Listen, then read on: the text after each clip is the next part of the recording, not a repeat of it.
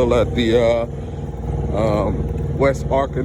West Memphis, Arkansas OC, and gotta go away and take a shower, get situated, get splash of water on my face, and head off to Louisiana, which is what I looked at right beside Baton Rouge. So yeah. Great state of Mississippi. At a rest area, gonna take my 30. Cause I got a little hungry. So yesterday at Walmart, I bought some PB&J bread. So I'll make a PB&J sandwich. Good thing about these rest stops, and this is the third one I've seen that had a sign under the rest stop that said security provided. So that little shack right there, security guard, that's pretty cool. That is actually pretty cool. The bathrooms inside doesn't look too bad. They're clean, don't smell like urine. Vending machines, pretty clean area as well. So they put a lot into it. Seems like a lot of effort into keeping it clean and safe at these rest stops. So that's pretty cool. I've only seen that in Mississippi. So I've been to, all up Northeast. And while, some of the ones like in Ohio, that one I stopped at had like a food mall in it. Some of the ones up Northeast, they don't have like rest areas. They have like truck parking spots with nothing but a parking spot there and a trash can and a bench. But they also have these service areas, which are generally like, there are fuel stations on the side of literally like they're where you would imagine a rest area, but they have fuel stops there, Wi-Fi, food marts and everything. So that place I stopped in Ohio, that was an example of that. But, these rest areas are true rest areas. They just have a bathroom, vending machine. I don't think any Wi-Fi, but they come with a security guard, which is the first that I've seen there. So I'm going to fix me a sandwich, PB&J sandwich. And guys, filling out some paperwork to end my trip. I am at Walmart in Robert, Louisiana. When I was riding down here, I heard, for one, around the cities, for some reason, how I was on Interstate 55, and it was like really, really bumpy, like really bumpy. And so after one of these bumpy spells, I heard a clink. It was a small, very, very faint clink, clink, and I would only hear it after like I hit a bump. And I thought it was my seat. It was so faint, just making a noise. But when I unhooked the trailer and when I was about to hook up to this other trailer that's empty, something, it seems, is leaking. Or has leaked, or is leaking, in the process of leaking, I don't know. I say that because it's 75 degrees. It hasn't rained or snowed in the past 2 days. And I haven't had any liquid because my liquid on my truck at all, like rain or anything like that. So, and it feels like oil. I'm gonna show it to you in a second. Let me finish this. But I don't know. I can't tell you what it is. Like originally, or usually, like I can tell, like if something missing, it looks like a hose might have popped off. I don't know. But give me just one. So this is what I'm talking about here. Obviously, you see everything around it is dry. There's no water here. It looks like something was hooked on here, maybe, because there's some liquid in there. But I don't know. I'm missing something. I don't see nothing dragging. I don't see a hose. Look at that. What's this hose?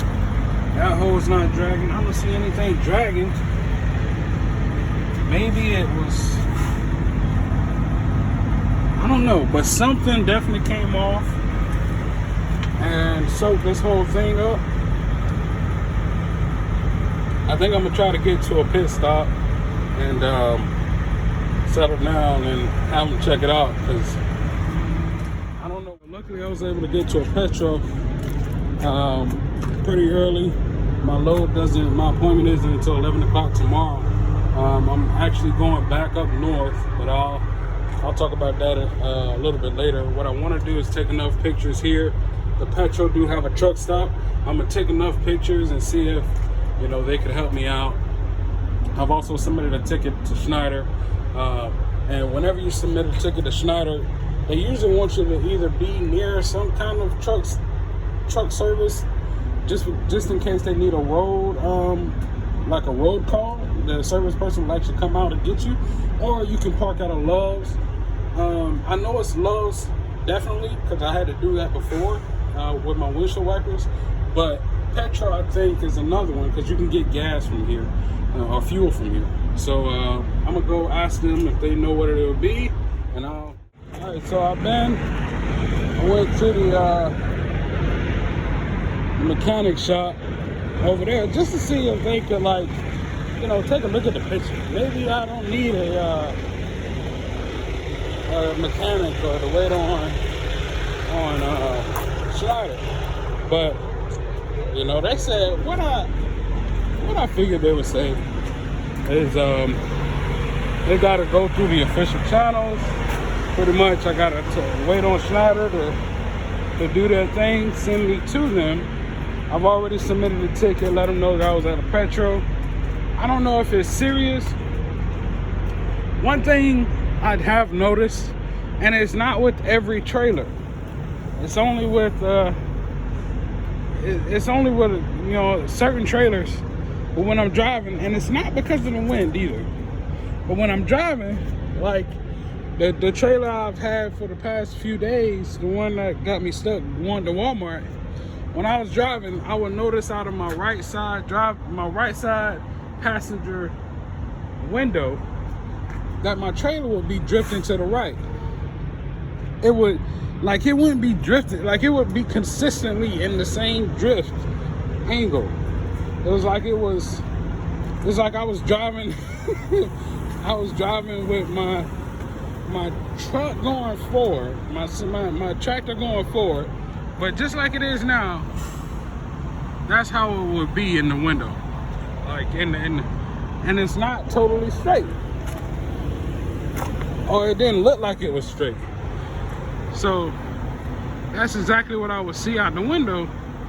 And so it will make me want to go back over to my left, right? To try to get it off the line. And although, you got to be concentrated on the road the whole time, it's a little weird when your trailer, I'm looking down the line, when your trailer is like drifting consistently. Well, when I dropped that one off, I picked this one up, I noticed that the trailer is now drifting to my driver's side, consistent. And the wind, the wind doesn't just change directions like that. And even if it was the wind, I would feel it, right? And it would straighten itself back up. Like the wind isn't going to be just consistently blowing. So I don't know if that's something wrong. I don't know. I've checked under it to make sure. Like nothing was crazy. What is that? I don't know what that is. I checked under to make sure everything was good. That's the only spot that something seems to have spilled or is leaking, because you can see everything else is dry. We check under here. Oh, my back. You can see it's fully connected. Everything's connected. There's no dark wet spots there.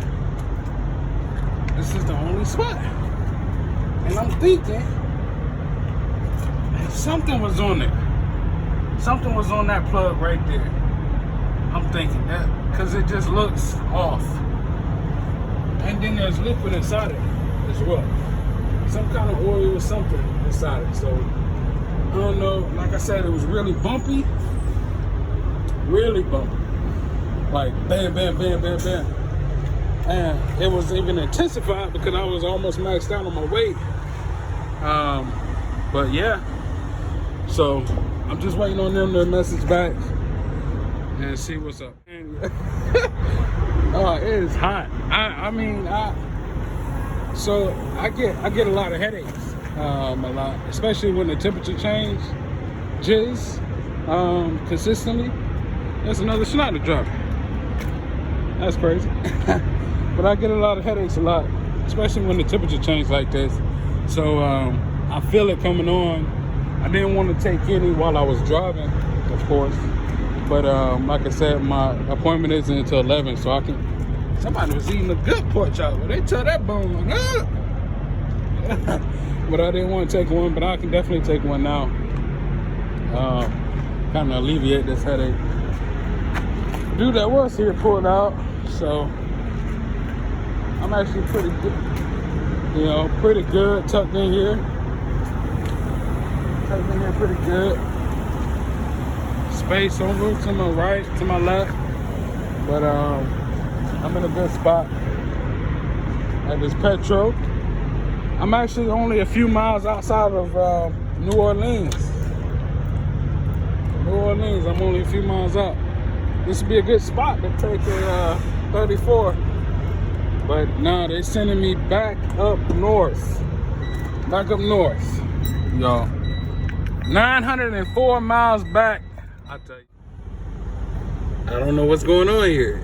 I know it's been, knock on wood, longer than 4 minutes. The truck is idling.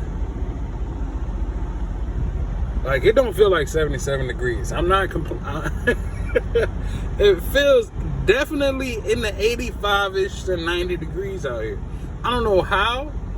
This morning, I can go from, it was 27 degrees in, where was I? In West Memphis, Arkansas.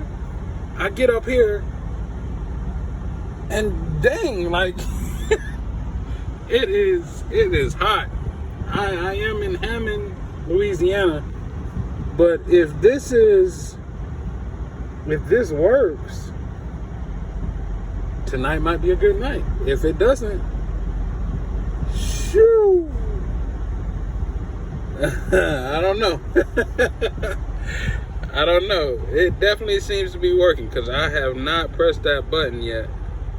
I know. To override. So there's usually a light that comes on telling you that the truck is essentially about to cut off. And that's after 4 minutes, and you can press this override button right there. And that'll turn it off, or you can press the brakes, that'll turn it off. As long as you have some kind of action there. But yeah, it seems to be that's the case. Which is great. It feels great. I got the air conditioner on.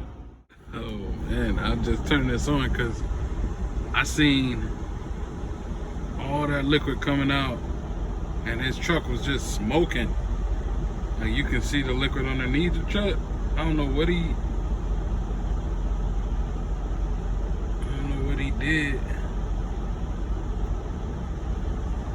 Oh, I'm gonna stop recording. He told me that can't be good. That cannot be good. I was like, what the heck? He's looking. What the heck? Update, excuse the mess. It's not really messy, but the floors look like they're a mess, but that's because of the salt. And I don't have any mats down there yet, but yeah. So I've been contacted by, I put the ticket in. I put the ticket in, and they contacted the Petro, and I was waiting here for about an hour or so. Now I just started to call them and just ask if I could be rescheduled in the morning because couple of things. I am pulled in here, just like most of the trucks here, pulled in. It's not impossible to back out. Obviously, it's not impossible, but it's just a headache, and I already got a headache, and it's just also it looks to be filled. Maybe there's one or two spots, but you know, I don't know how long they'll take. But what I'm going to do is, well, what they said is that they scheduled me for in the morning anyway, so that's good. I'll have that, and I'll be in there early in the morning, try to be first thing, and get out of here and see if I can get down to wherever this other place is. And the good news is, on that other place, the place I'm picking up, it's only about 4,000 pounds total. Whatever it is, it's probably chips or something like that. But it's light, so that's good. I'm going to be carrying that all the way up to Indianapolis, Indiana, back up north. I come down for literally one day, and I'm heading back up north. But yeah, yep, that's right. All right, that light's too bright. Let me see if I can. Man, let me put that out of the way.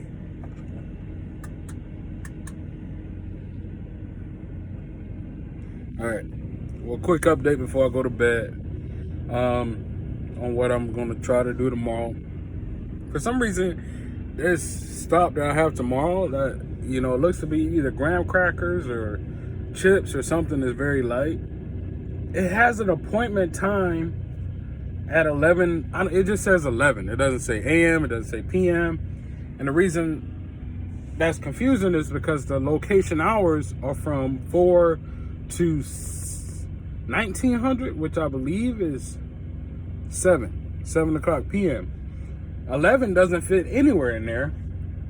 And they're not open on Sunday, so I can't call them until tomorrow. But what I'm going to try to do is wake up really early. They probably have a shower there, here, but I'm pretty fresh right now. So what I'm going to do is wake up really early, try to get in this shop first thing. Hopefully whatever it is that leaking, it looks to be just like some kind of hose popped off or something, that they could put that back on in like 30 minutes so I can get down the road. I'm trying to get 450 miles under me tomorrow. If I can do that, that'll be half of the trip. And you know, I can make it out the next day, keep it rolling. Next week I did take time off, so next week, I think on Tuesday, I'll be heading back to South Carolina. So I'm heading back up to Indianapolis tomorrow. I should be there on Tuesday, and yeah,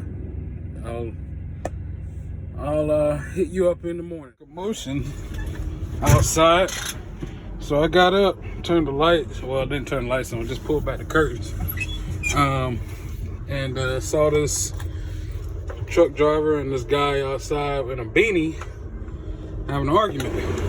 I listened. I didn't know what was going on. He was calling them all kinds of derogatory terms. Turns out he works for the truck stop.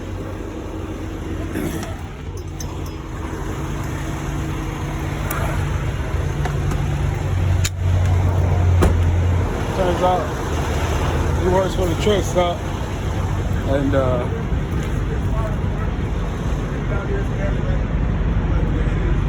that's him right there. But he works for the truck stop, and the road that I parked in is reserved. Reserved parking. So $20. $20 to park there. And so everywhere else is filled up. So I'm gonna go ahead and shell this out. This is a first. This is definitely a first. I'm gonna make sure though that guy is not scamming people before I pay this $20. One, that's quite a bit. I mean, quite a bit for a parking space just for the night. I don't know. It's a petrol. Petrol's supposed to be filled up. So it turns out he was legit. Got the paper I gotta pay. I had the paper I gotta put up on my window. Dang. They could have. There's no sign out here indicating that it's reserved parking whatsoever. $20. Gone that quick. Mighty. I tell you, money come in and it goes so fast. Crazy. It's crazy. $20 for this parking space.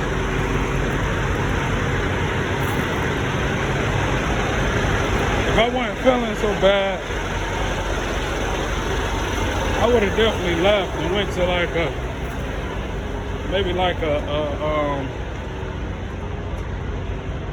well, I couldn't leave because I still got the appointment in the morning, but it's crazy. $20. I can't believe that. But dude left. So this was the dude I was having an argument. He jetted. Like he had himself an argument. You can see they got theirs in the window. I'm about to put mine in the window so I don't have no problems. They don't tag me.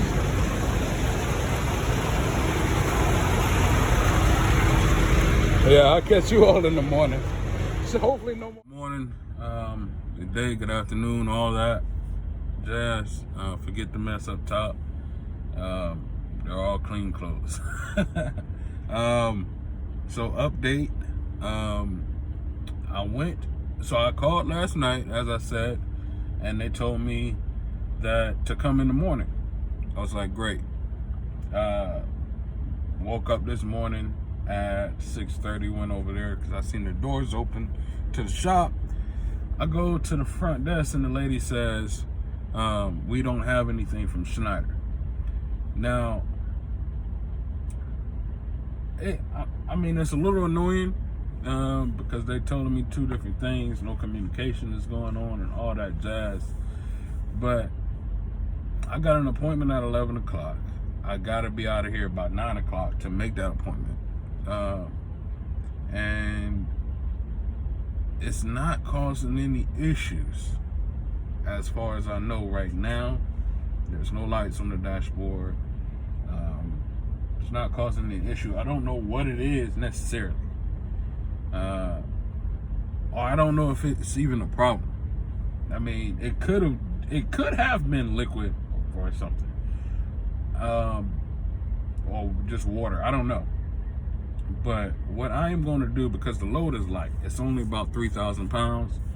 What I'm going to do is go ahead and get it this morning, and then plan on stopping at a Love's tonight.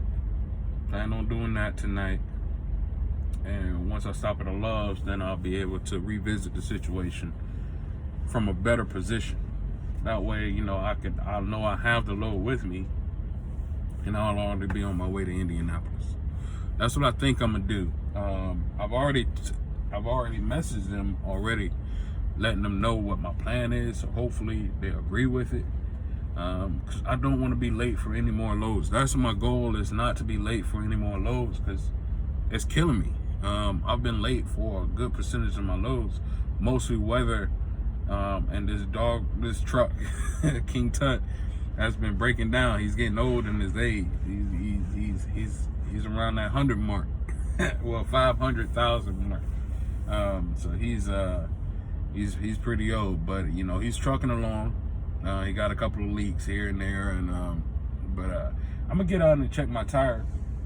What I was explaining yesterday with my trailer kind of drifting and staying kind of to one angle, a couple of things I looked on the internet just to see, you know, if anyone had the same issue. A couple people said check your tires, make sure they're inflated. Of course, I do that every pre-trip. They also said something about weight distribution. Like most of your weight should be towards the hitch, if that makes more sense. Not the hitch, but the kingpin. So I'm going to, because that would make more sense, because the weight would then sway. The weight would then sway the back of the trailer. So what I'm gonna do is I'm gonna look at the I'm gonna test something out. Since it's only 3,000 pounds, what I could do is bring my tandems up forward. I can bring my tandems up pretty far forward, and see if that'll fix the issue. That could possibly be the problem, that my tandems are, they're within their legal distance, but if I don't have enough weight, or if I have too much weight in the back and not the front, then it could sway. I'm gonna test it out, see if that fixes the issue, because it is swaying. I wish I could show you, but it's only when I'm driving. It's not swaying, because that would indicate it's going back and forth. It's really just staying to one side. It's like it's crooked. It's like I'm driving at an angle, which is almost possible. It could even be my mirrors, really. But I've tinkered with them as much as I can, and I don't think that's the issue. I don't think that's the issue. I think it's something else. I'll find out. But yeah, that's what I'm gonna do. I'm gonna try to get a little bit of a nap in, because it's about 7 o'clock. And I don't want to start my clock too early, because I'm trying to get a full day of driving today. I'm going straight back up 55, which is great. Straight back up 55, it looks to be cloudy. I should be able to get some miles in. I should definitely be able to get some miles in today. It is unfortunate that it is at 11 o'clock. So, I mean, it might be a little bit tough, because it might be a little bit tough to get at a Love's if I'm beginning at 11 o'clock. I mean, if I already had to load, that would be great. But it's going to be a little bit tough to get a lot of miles in, because, these truck stops and whatnot start to fill up. So I might not be able to get to a Love's tonight if I really want to get some miles under my belt. I'm going to try to get like 300 under my belt, which, would only leave then the rest areas, which I'm fine with. I got some food here, and then, just tackle the rest that next day. So we'll see how it goes. We'll see how it plays out, how long it takes them to load 3,000 pounds. If it even is 11 o'clock a.m., God, please don't make it 11 o'clock p.m. If it's 11 o'clock p.m., I can't do it. I'm watching this guy do a pre-trip on his trailer and tractor, and he got this I can't really get a view at it. It's behind this truck here, but it looks like it's an air what do you call it, air compressor hooked up somewhere in his either in his trailer or his tractor. But he's checking and refilling the tires on his trailer. If you didn't know, your trailers are at 100. All your back tires, including your drive tires, are at 100. So from your drive tires back are at 100, and then your steer tires are at 110, I believe. But yeah, so this guy is doing a pretty good job. He's filling it up. And most pilots or gas stations, they'll have air compressor. They'll have air compressors at the pump. So I think I'm gonna do that today. Just go ahead and do that here. Go ahead and do that for all my tires, in fact. But let me go ahead. What's up, guys? So I was doing my pre-trip. and doing some trip planning as well. Found out that the place that I'm going to, while I was looking up, you know, seeing where I can enter and everything, that is pretty much downtown New Orleans. I mean, it's not downtown. It's called Jefferson, Louisiana, but it's pretty much a suburb of New Orleans, and you gotta go. It's just one of these. It's like one of these. It's like if you go to like Key West, you know, you gotta cross that long road that's just over water and everything, and it's just water on both sides. A little nervous, only because it's like 8 o'clock traffic. It'll be a little bit of 8 o'clock traffic still, and I'm just a little nervous. But it's going downtown, so I'm trying to get in and get out. Another, not issue, but one thing that I have to do as well is back out of here. It's a little crazy. I got trucks on both of my sides, so I got to back out. I'm in a little bit diagonally now. I got to back out and make my trailer go that way, so I could pull forward and pull out there. So I'm gonna try to do that here without any issues. It shouldn't be an issue, but you know, who knows. But yeah, I'll catch you guys up when I made it here. I just wanted to show you what I'm backing into. That little thing that you see at the bottom, that's a trailer hold. It'll lock in the trailer once I get it in there. I had to pull up a little bit to get my trailer to swing out. This doesn't have, well, not necessarily. You can kind of maneuver it in there and it'll stay just like so. So I want to put it in there as much as I can. So it'll stay just like that.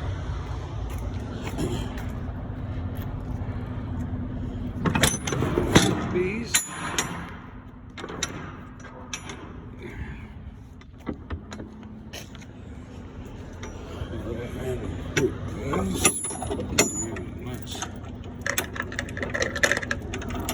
And then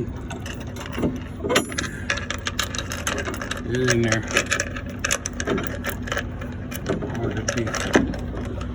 Okay, so all that's in there. Go ahead and back it up. Trailer is clean, good deal. Go ahead and back it up, and then they want me to unhook the air hose, air line. Usually it's the red one, and chop my tires. Just turn the engine off, so they'll feel safe. While I was pushing back, and I forgot, I didn't really notice that there was a little hill here. I'm gonna check and see how close I am here. It's pretty good. Yeah, pretty good. It didn't lock or anything, but yeah, that's good. So I'm gonna chop my tires and release my air, and I should be good. But yeah, I just didn't notice that it was up a little hill, so I was like, why is it back? Why is it pushing me off? When I just do my red one, that's usually what it is. Put it there, and then I'm gonna chop my tires.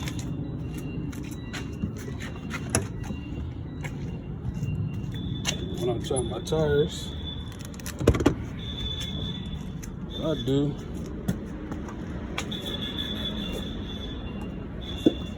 is take one, put it in front of the first one, because this is what you do on the pre-trip. So I figured it would remain the same, and put it behind the first one. So that's how I chop my tires as well. But that's pretty in there, pretty neat. So I don't know if I just wait And I don't know if I'll just wait or what, but got the weather today, and it said it was supposed to just be cloudy weather, but it's already drizzling. Oh Lord. And I mean, it looks like I was in downtown, well, not downtown New Orleans, but it's just, there's a difference between when a town keep in mind that there are trucks coming down the road, and and there's a difference between like when a road builder, just keeps in mind, oh yeah, trucks will be going down the road, and a road builder actually building the road designed for truck drivers. There's a major difference, because the difference would be like, a truck can make it around that turn. Oh yeah, that bridge is a little bit high enough, but they won't go that mile extra, making sure the turns are wide or whatnot, and tree branches are cut high enough, just things like that. So distribution centers, or some of these places gonna have to get it together. Like, I know they probably don't make that much to clear it up, but it took me a minute to find this place. I had to actually do some research to actually find the place. Then when I did, they was doing construction out front of the building, so I had to wait for them to finish to turn in. What's going on, people? I made it. 452 miles total driven today. A personal best. I still got some time. Let me see. How much time do I have left? On my 14, I still have 3 hours and 46 minutes on my driving time. I still have 2 hours, about 3 hours, 2 hours and 46 minutes. So I could have driven another 90 miles, another 100 miles or so, another 120, something like that miles. So 590 is definitely capable, or possible there. But I am back at West Memphis, OC, which is great. Oh man, it feels so good to be back here. I booked it. I did foot to pedal to get down that road. I got a little bit tired. So I pulled over, took a little nap, maybe like a 30-minute nap, just to recoup my 30-minute driving time, and I just kept on the way. If you guys, I haven't mentioned this there, I'll probably drop it into the description. I like listen to a couple of podcasts, and it keeps me going as well. I like those true crime. There's a true crime podcast called Murder with My Husband I listen to. I listen to a lot of autobiography, political autobiographies as well. And I like games, so there's a gaming podcast that I listen to as well. So I'll probably drop those, some books that I've listened to, some of the podcasts that I listen to. Of course, I listen to music. I like everything from like country, R&B, hip hop, even gospel. I like everything except alternative, metal, all that hard rock and roll. I don't listen to that. But I like pretty much everything in between, even some bluegrass. But yeah, I'm at West Memphis. Before I get off track, I'm at the West Memphis OC again. I'm gonna be able to take a shower, get back at it in the morning. The problem is still there. It didn't bother me on this trip at all. Don't do what I did. They did end up so I sent out a message. When I sent that message this morning saying they hadn't reached out to me and said they didn't have me in the system, Petro, as soon as I got on the road, maybe like 40 minutes after I got on the road to go to pick up this load, I heard my phone. I don't pick up the phone when I'm driving. I heard my phone ringing. It rang again. and then it made the sound as a voicemail message. Well, when I stopped, I realized, like, I saw who it was. It was from Hammond, Louisiana. I don't know anybody there, so it was them. And the voicemail was like, they were asking, do I still want like service?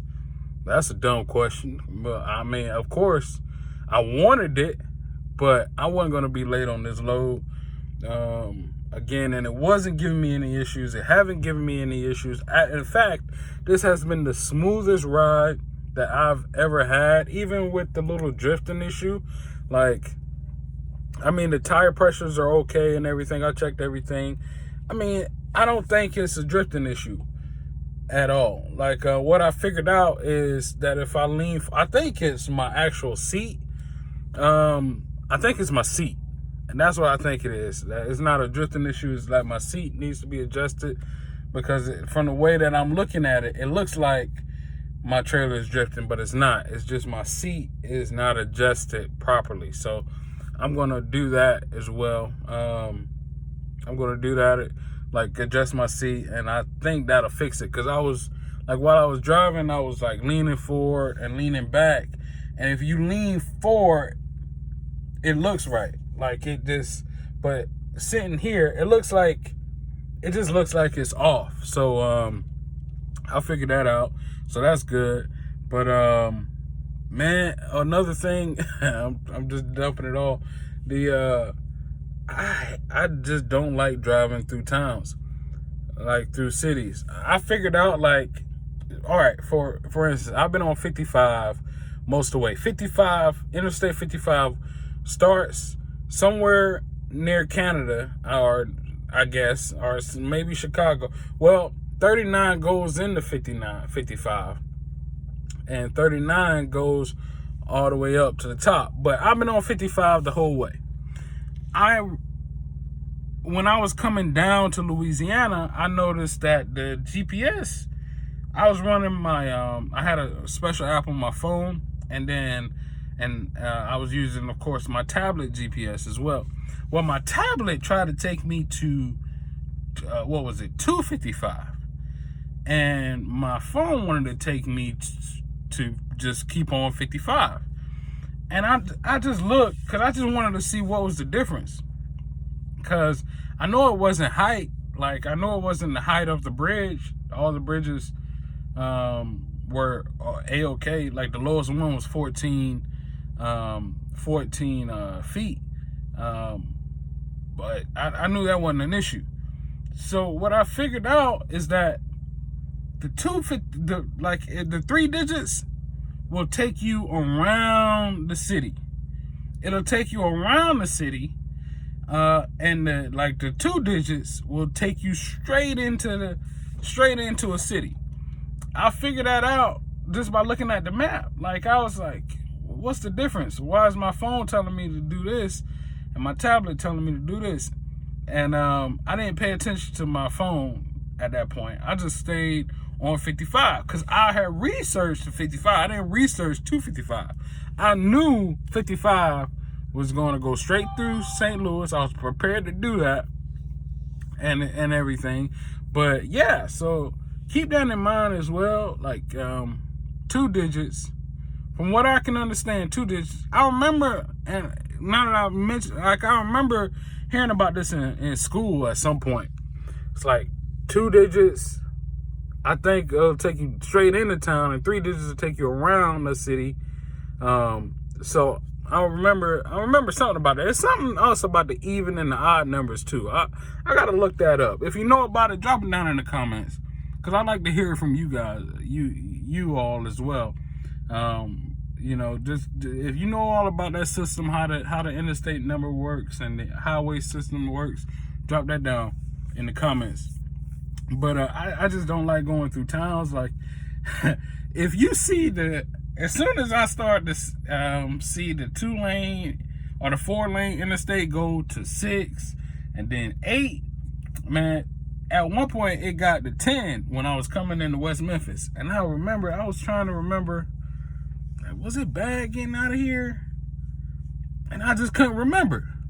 But as soon as I seen that 10 lane, Highway 5 going each direction, I knew I was about to be in some mess. And it's already dark outside. There was a little bit of sun on the horizon, but it had already set.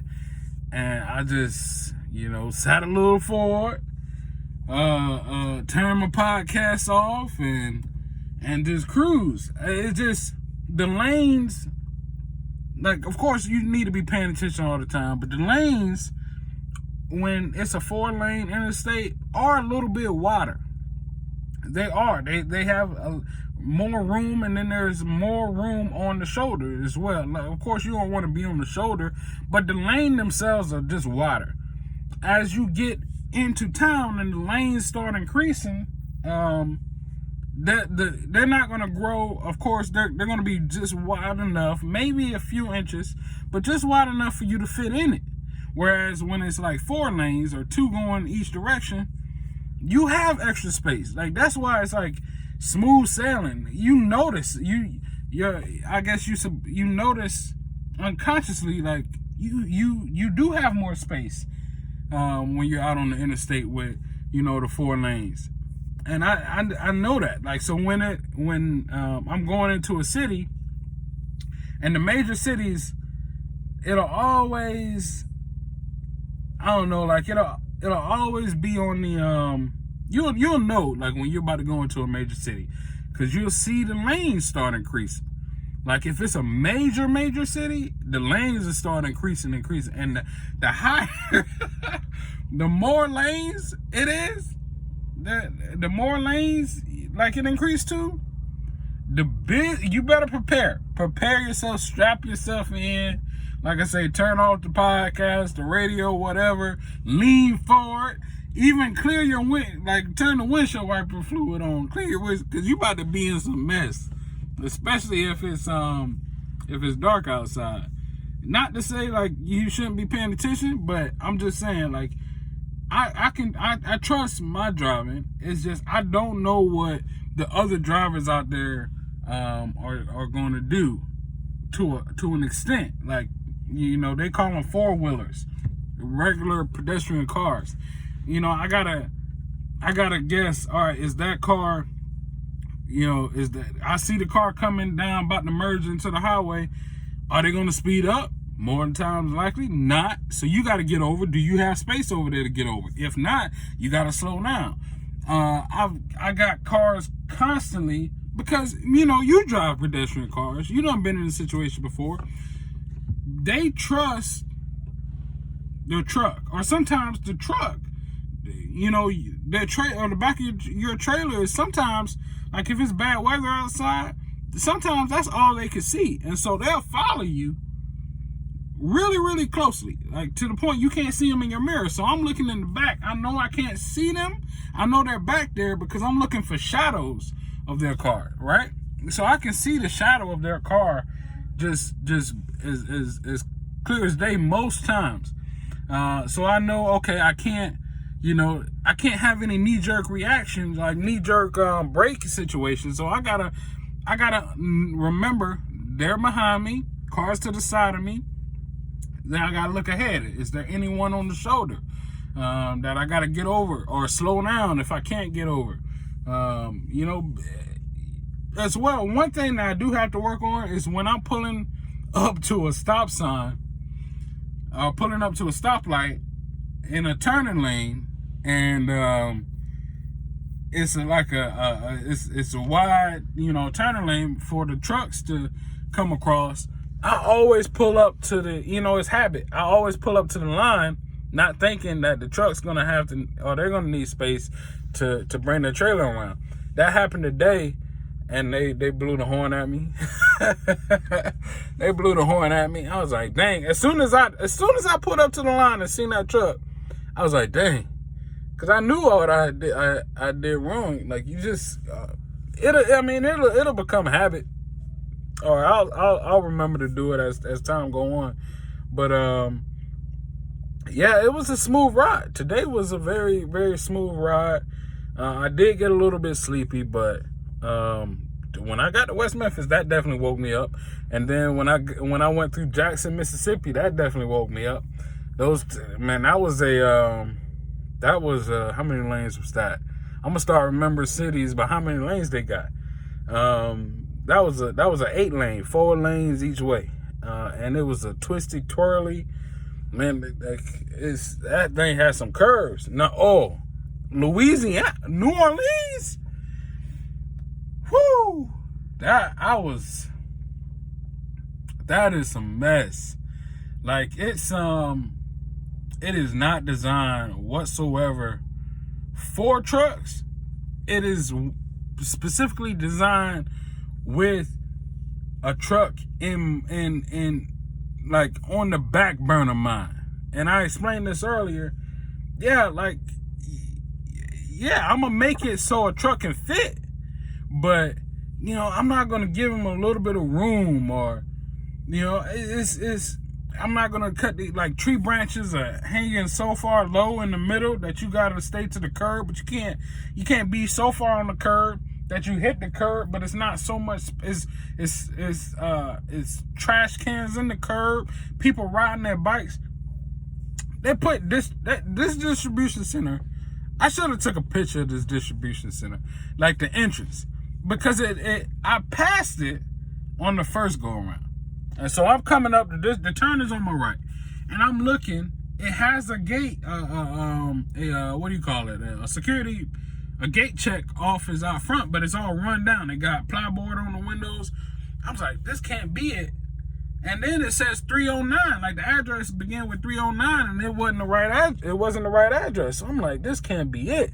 So I passed it, and I just kept on my tablet saying is that, my phone is saying is that, and so I get down, and I had to make a turn, I had to come back around. So I went down a little bit, found a way to turn back around, came back, and all right, I pulled right in front of the guard shack, the turn to make a left turn now into there. But now there's some construction guys cutting the concrete. So he comes out, he said, well, you can't turn in here. I was like, well, I can't go up there. There's no way to turn. There's a Lowe's there. There's no way to turn. And he's like, well, what can I do? So I'm like, okay, let me call. So I'm calling. I found a spot, or there was a little offset there that I pulled into to get out of the road, because you can't stop in the road, of course. So I called the people, and how the operator, not the operator, but when you call, they'll have the person that talks and tell you, they give you options of what number to choose. So one of the first things they say is, if you need directions. I was like, yep, let me tap that one. And I'm listening to the directions. I don't know the interstate numbers like that, but they said, when you bypass 2 train tracks. I was like, okay, that's me. Okay. And they said, oh, you're going to see a guard shack. I was like, yeah, that's a guard shack. They say you're going to see a business to the right. I was like, true enough. Sure enough. That's a business to the right. Then they say you're going to see that on the sign the address is going to begin with 309. I was like, well, I'll be. That's them right there. It looked like a run down, empty building, and it essentially it was. So what it was is you had the guard shack wasn't their guard shack. That wasn't them. You had to go down that road, and the guard I had to do a button hook, and a button hook is when you only got one lane to make a turn. If I had turned in originally before I didn't think it was the place, if I had to turn in, it would have been impossible to do that, because it was just so tight of a turn. The guard shack was close to the road. It was almost right there, and then the road itself was narrow. But I tell them hey, there's construction people working on your road. There's no way to turn in. They're like, oh well, there's a Lowe's right there. There should be somewhere to turn in. There's got to be somewhere to turn in. So I had to get out of the truck and go and look at this Lowe's turn, because if Like, I couldn't take the truck and just go look at it, because if I couldn't make it, then I would get stuck. And right now I'm not stuck. So I just get out of the truck, go look at it. Just, like, understood that I wasn't going to be able to make it, but I had to do something. So, but by the time I got back to the truck, they were done, or they were at least telling me I can make the turn in. So I go to make the turn in. The road down past that guard shack, one of the worst roads. Like it was not maintained at all. Like, patches of grass coming up through the concrete, uneven, like bumpy. But I get down there, get it squared away, and that's when, you know, I come up on the video and it started raining, or at least started drizzling and whatnot. I mean, it was an easy process. They said I could have gotten there. Now, on the information screen on the tablet, it says the hours are from 4 to 7, but it was flipped backwards. It was actually 7 to 4. They're open 7 to 4. So I could have been there at like 7 o'clock and they would have loaded me, I think. But because he said, when I told him my appointment was at 11, he was like, we don't have no appointments. I was like, oh, okay. So I guess I could have came at 7. So I could have been here a little bit early, but you know, it's whatever. But yeah, like that, it was crazy. That was New Orleans, the traffic, those turns. Like, I had to do one too many button hooks down there. Like, the roads are really not designed for trucks. They're just designed with trucks in mind. Yes, I could make it. Was it difficult? Yes. I would say it's a level 3 out of 3. It's definitely the interstates, like, you gotta, and then it was, I don't know if it was one, I don't think it would be like one way in, one way out, but the Interstate 55 takes you right into New Orleans, like, took you, and it was Jefferson, they said it was Jefferson, but it was like it was New Orleans, but yeah, it takes you right into it. And like, I was just over water for like a good about a good 25 miles. It was just straight over water. They took me to this pilot. I almost ran out of gas, fuel. Almost ran out of fuel because they took me to this pilot on my tablet. It was one of my stops, but to get into it, it was like there was a big puddle of water, and I waited for another truck to come out. And he made it out, but I could see, like, it was whatever it was covering up, it was like a big bump or something, because I seen the truck. It took it real slow, but it was some kind of bump in there. So I prepared myself, got in there. It was a huge bump. It's like, boom. But got in there, to come to find out, they're out of diesel. I don't know. I've never seen that. I've never seen a pilot run out of diesel, but they had all their what do you call it? The fuel stations, like, taped around, so you couldn't get in. So I was at a little under half. So I was like, okay, all right, well, I had a quarter. I got a quarter of a tank. I was like, okay, and I had 1 bar of diesel, or DEF, exhaust fluid, and I was like, okay, well, I should be able to at least go get this load, because I was about 26 miles from the load. I can go get the load and get out of this area, pretty much get out of Louisiana and get to a Love's or something. And I barely made it to a Love's. It was somewhere in Mississippi. I made it to a Love's.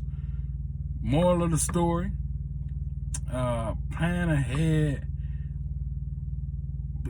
plan B it, you know, make plan B it, because I knew I had my pilot stop, and usually pilot never fails, but that time it let me down a little bit, but I made it. I'm here. Tomorrow we're going to be going to be on the road to Indianapolis, and that's I think that's about another 450 miles left. But yeah, I'll catch you guys up in the morning. Y'all have a good night, good day, good morning, all of that, depending on when you watch it.